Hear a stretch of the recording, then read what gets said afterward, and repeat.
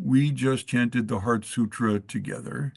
And toward the end, there's a phrase, it's true, not false. Uh, if you don't find that a little silly, if everybody, Eileen gets things very quickly, so she she knows why this is funny, and now you do too. Uh, of course, if it's true, it's not false. So why bother saying that? And not is it true or is it false, but why is it true? Why is it false? How is it true? How is it false? When is it true? When is it false? And what is it that's true? And what is it that's false? Uh, that may also be a sufficient Dharma talk, that to rest with the teaching true, not false, may be way more valuable than anything else I can say. The temple rules say when you listen to the words of the Zen master, keep your mind wide and open and do not be attached to the words and think I have no use for this speech. I encourage you to think I have no use for the speech uh, because the point of the speech is for you to see something and say, oh, I knew that. But seeing something and saying, oh, I knew that, only has some value if it helps you live according to what you just said, I already knew. Otherwise, you don't really know. So, one element of true, not false, is it is the language of the Dharma. And one element of false, not true, is it's the language of delusion. And perhaps what differentiates the language of delusion from the language of the Dharma are what the ears that hear it are doing when they hear it, and what those ears do when it's been heard and after it's been heard. Because all teaching only has the intention of returning things to the source. And the source is the person sitting there actively listening right now because there is no other source. Where else would it be? And you breathe in and out, so they say, 12 times a minute. And experientially, although not mechanically or electrically, your diaphragm stops twice every time you breathe. So every minute, you have 24 moments of stillness and quiet. So that's just an encouragement that you don't have to seek that outside because that's not where it resides. Because if you notice that the heart beats and you notice that the breath breathes, you'll see that the lungs return to the lungs and the heart returns to the heart. And that because of that, phenomenon can happen. And because phenomenon do happen, they transform. And because they transform, it's false to hold on to any particular phenomenon as a source of steadiness because quickly it's gone. And you yourself can see how that might apply to anything about your own life, which is the point. Not what I say it has to do with your life, but how you see, oh, yes, that's so, but this is how I say it.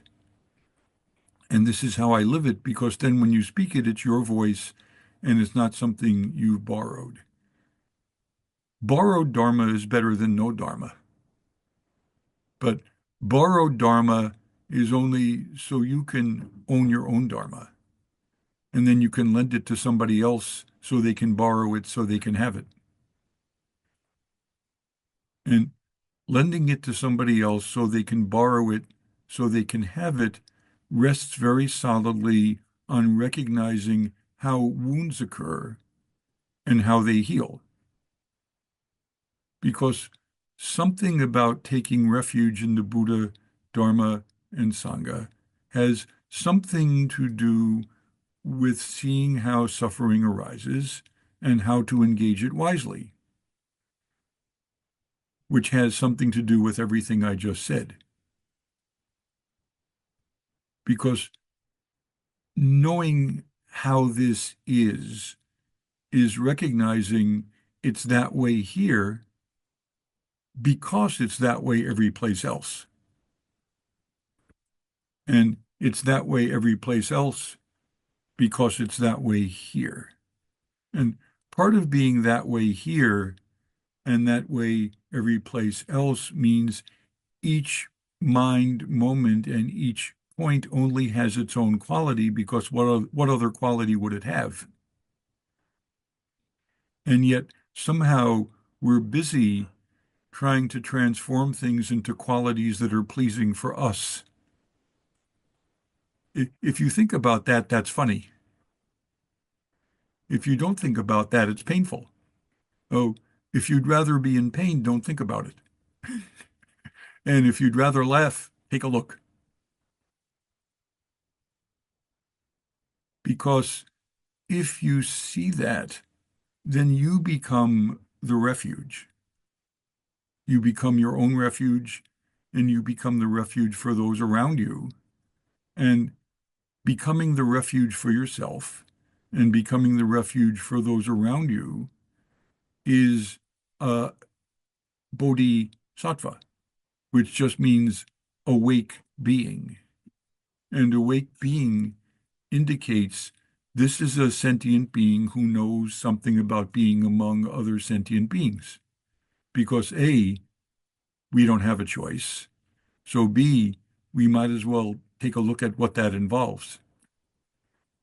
And taking a look at what that involves then allows us to recognize what we're connected to and how. And recognizing what we're connected to and how opens up into time and space and cause and effect. And that sounds like, oh my God, how wonderful, how metaphysical, because it's normal. And the only thing that's remarkable about it is we didn't see before that it was normal. So what happens often during practice is we get these touchstones of normalcy when we're sitting, or touchstones of normalcy as we're going through the course of our daily life. And because that's so engaging, we want more of it.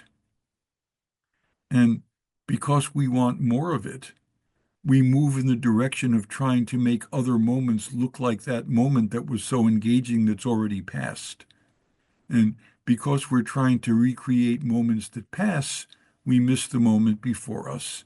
And we long for something that we think we don't have, but we only don't have it because we're looking at what's false, not true.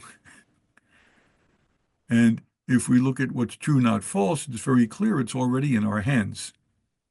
We may not be attracted to that quality in that moment, and yet recognizing that that quality in that moment can be no other way in that moment allows the next moment to be itself too. And when we learn through experience that that's the way that things flow, we discover our value in this world more richly than we already know it. We already know something about it, right? Everybody in this room has been of service to somebody else at some point, even if only once.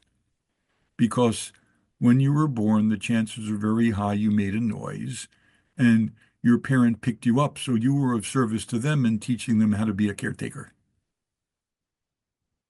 So even if it was only that once, you'll be of service when you die for the same reason in reverse. So consider if you live in the realm of being born and dying immediately, you multiply that service infinitely because there's infinite time to do that.